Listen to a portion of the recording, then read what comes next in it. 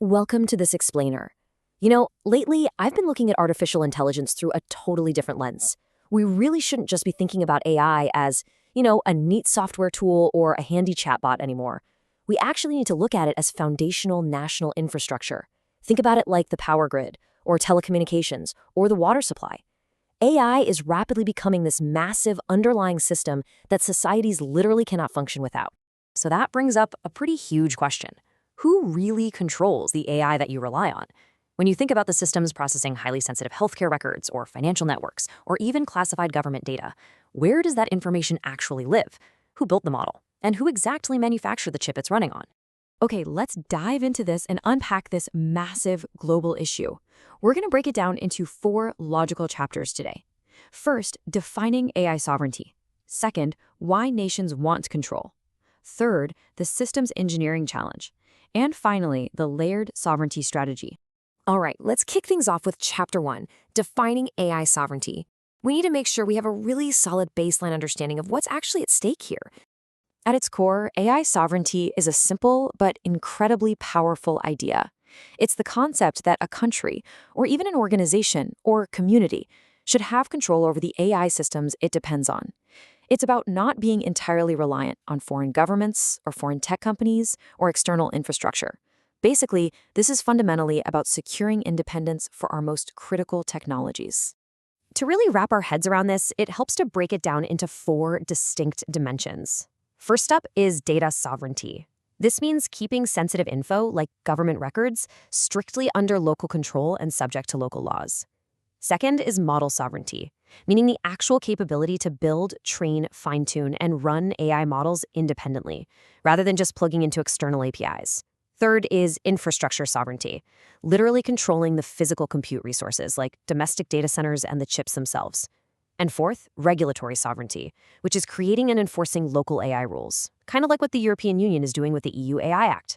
Now that we've got a clear mental map of what this entails, let's move right into Chapter 2, Why Nations Want Control. We're going to look at why governments are treating AI with the exact same strategic urgency as national defense or energy.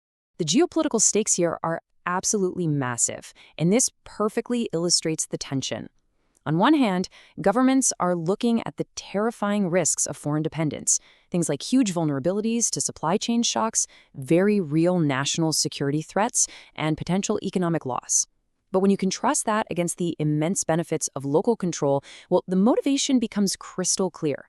Local control means protecting your own languages and cultures. It means aligning the tech with local values so the AI actually understands regional dialects instead of just spitting out standard Silicon Valley outputs.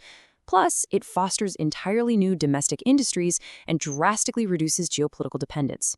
Because the stakes are so high, we are witnessing a complete worldwide scramble. The US is pouring capital into AI and semiconductor capacity. France and the broader EU are aggressively promoting sovereign AI ecosystems. India is laser-focused on developing indigenous AI models. Saudi Arabia and the UAE are investing heavily in national capabilities. And China? They're building a largely self-contained AI ecosystem. Literally every major global player is trying to carve out their strategy right now. But, wanting autonomous AI capabilities and actually building them, those are 2 entirely different realities. Let's pivot to Chapter 3, the systems engineering challenge. Because this is where we hit the punishing reality that building an autonomous AI ecosystem from scratch is, well, incredibly difficult. Let's just look at one single metric to really grasp the scale here. Tens of thousands. That is the number of advanced GPUs you need just to train frontier models. To put that into perspective, a compute cluster of that size requires the energy equivalent of powering an entire small city. Add in the need for high-speed networking, specialized cooling, and massive, highly reliable power grids, and you quickly realize why most countries just don't have this baseline infrastructure right now, especially when you factor in export controls on advanced chips and those unbelievably long procurement lead times. Now, what's really interesting here is how these massive systemic hurdles break down into 3 core battlegrounds. First, in the physical world, nations face acute compute and chip dependence. They're trying to mitigate this by building national compute clusters and really working to diversify their hardware suppliers. Then there's the talent war. Highly skilled researchers and engineers are incredibly rare, which creates a massive brain drain. To fight that, governments have to expand fellowships and use highly targeted immigration policies. And finally, cyber risks. I mean, a sovereign AI infrastructure is a giant target for model theft. This requires constant red teaming, having ethical hackers test the defenses, and setting up strict zero-trust security architectures. And honestly, underpinning all of these challenges is a pretty terrifying economic reality. Building sovereign AI capabilities is unbelievably capital intensive. We're not just talking about a one-off, multi-billion-dollar infrastructure check.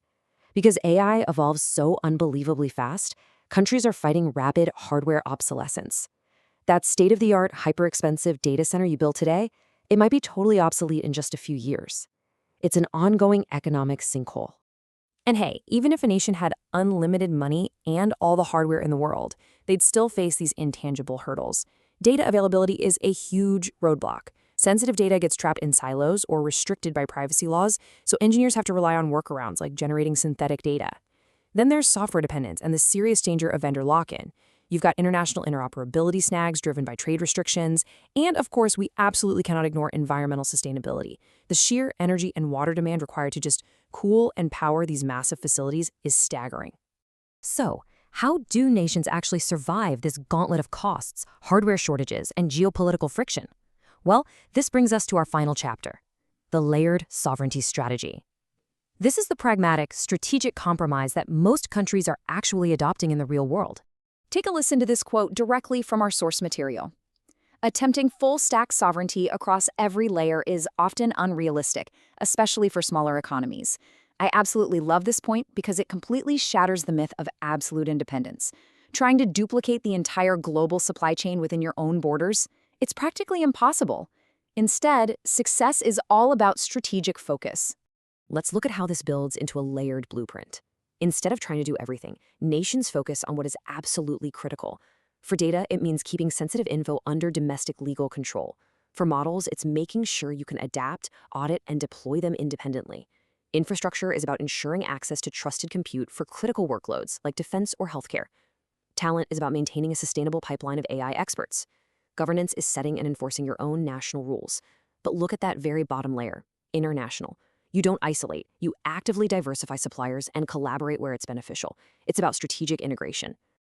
So the core takeaway is really this. The ultimate goal isn't absolute 100% independence. In today's globally interconnected tech ecosystem, that's just a mirage. The true goal is resilience. It's about building enough domestic capability and strategic leverage so that when, not if, but when supply chain disruptions hit or geopolitical tensions spike, your nation's critical AI infrastructure doesn't just collapse. Which leaves us with this final, fascinating paradox to ponder. As we architect these massive sovereign AI systems, is true technological independence even possible in the 21st century? Or are we really just negotiating the terms of our interdependence? Thank you so much for exploring this explainer with me today. Keep asking these big questions, and I will see you on the next one.